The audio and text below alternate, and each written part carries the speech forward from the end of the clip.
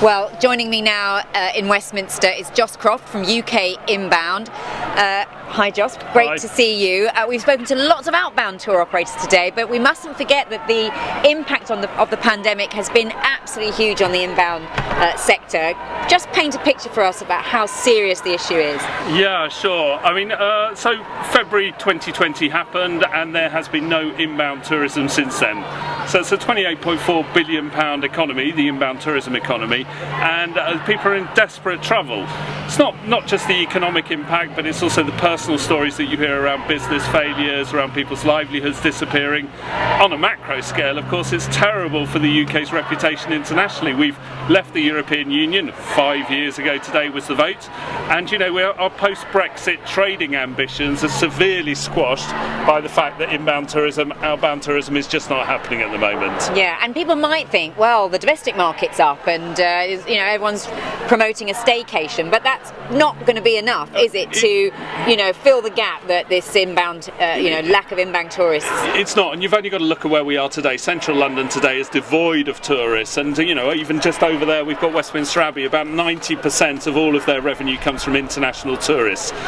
International tourists spend about 3 times what domestic tourists do on an overnight stay, and there is nothing that's going to make up for that shortfall. So I think some domestic areas will do well, and we want them to do well, because we've got to have a successful domestic tourism industry, because that's what international visitors come and see.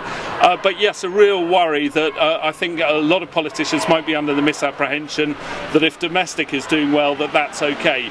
It's not. Okay. Now you mentioned then the politicians. We're here at Westminster coming together as a whole industry.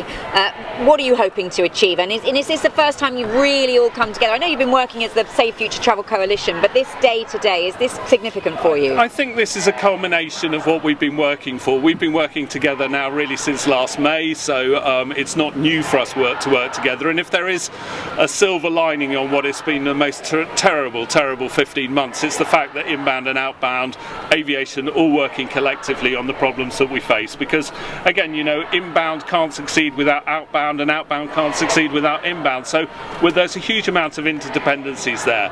I think what we're really looking for from politicians is a recognition of tourism. Lots of other parts of the economy that receive government support have now opened up.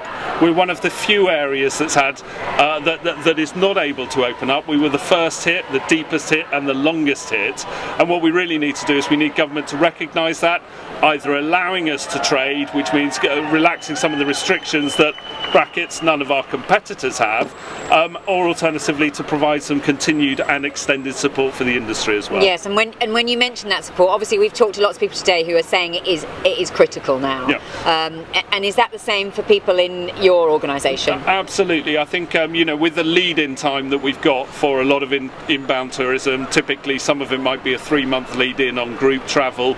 We're coming to the end of the season unless we see some movement by the end of July. A lot of people have availed themselves of furlough. We're very grateful for the government's generosity on furlough, but a lot of tour operators, particularly who don't have a retail-facing business, they've not received much of the other support that many other sectors have as well. So I think with furlough winding down during July and employers having to put in more cost into that, I think we're likely to see large numbers of business failures and redundancies, unfortunately, unless government steps in to help what has historically been one of the crown jewels of the UK economy. Yeah, well, you said it perfectly there. Well, I just really hope they do step in. I hope our efforts today, you being here and many other organisations and companies and representatives being here today, has the desired effect, and we thank you for your time, Joss. No, but thank you for your support as well. Thanks a lot. Okay.